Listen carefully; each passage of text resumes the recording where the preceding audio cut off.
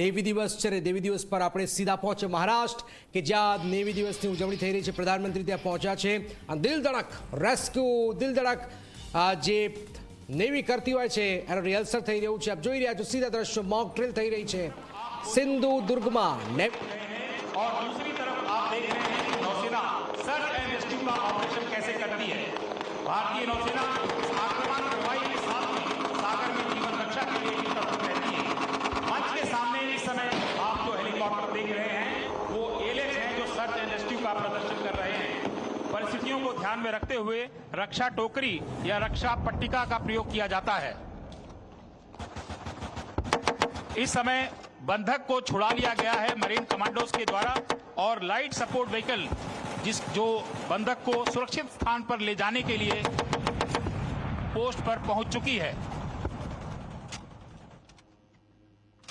गोलियों के बौछार के बीच सीना तान कर चलने वाले इन मरीन कमांडोज के लिए एक बार जोरदार तालियां.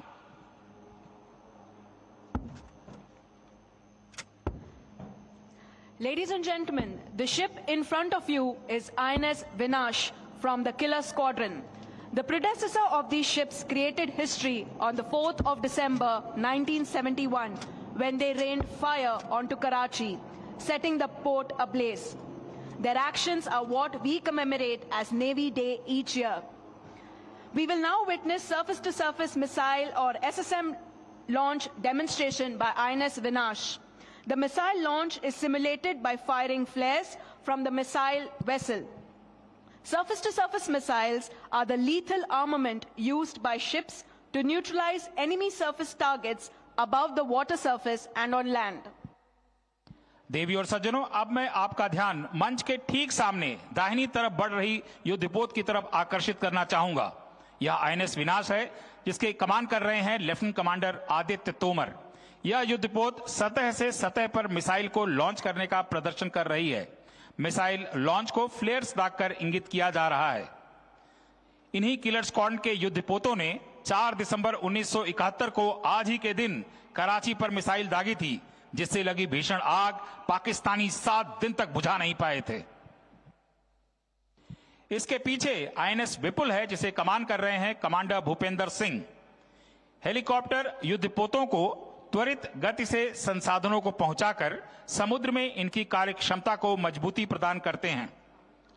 यह संसाधन कोई मशीन का पुर्जा हो सकता है, दवाएं, रसद या कोई अन्य वस्तु. इसके लिए जो प्रक्रिया अपनाई जाती है उसे वर्टिकल रिप्लेनिशमेंट वर्टरेप कहते हैं. अब आप चेतक हेलीकॉप्टर को आईएनएस विपुल पर वर्टरेप करता हुआ देख सकते हैं. चेतक को कमान कर रहे हैं lieutenant Siddharth.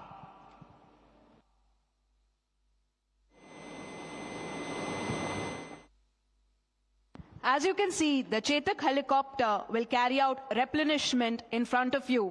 This is a challenging maneuver for the pilot who has to maintain their position in the air with respect to the rolling, pitching deck of the ship.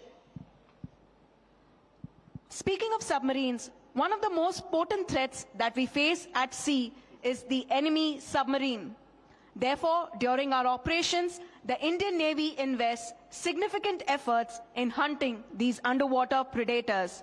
One of the most capable platforms for this are the Navy's anti-submarine warfare helicopters. Today, you will witness one such helicopter, the Sea King 42 Bravo, performing what we call dunking operation to detect an enemy submarine. देवी और सज्जनों, समुद्र की गहराइयों में घात लगाकर छुपी हुई दुश्मन की पनडुब्बी निश्चय ही एक बड़ा खतरा होती है.